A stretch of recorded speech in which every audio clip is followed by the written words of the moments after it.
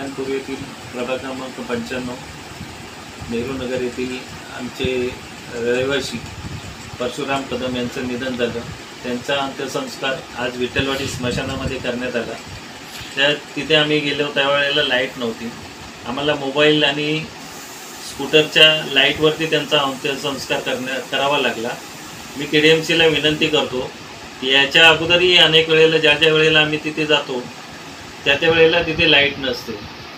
याचं कोणी काही केलेलं नाही आहे, याबाबत कोणी काही केलेलं नाही। तरी KDMCच्या नवीन जे आयुक्त आलेले आहेत त्यांना मी विनंती करतोय की आपण लवकरात लवकर तिथे बॅकअप ठेवावं, जनरेटर ठेवावं, जेणेकरून अंत्यविधीसाठी कुठलीही अडचण येणार नाही।